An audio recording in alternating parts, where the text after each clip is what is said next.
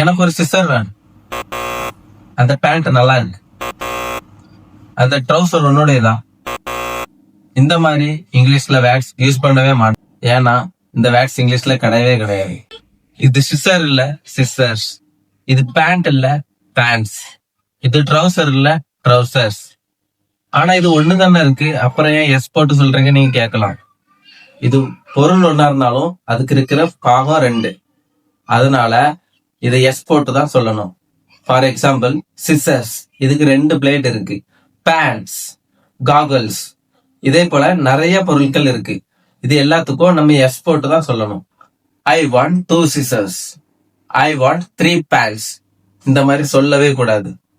இதை எப்படி சொல்லலாம்னா a pair of யூஸ் பண்ணி சொல்லணும். For example a pair of pants, a pair of trousers, 3 pairs of pants. இந்த மாதிரி தான் சொல்லணும்.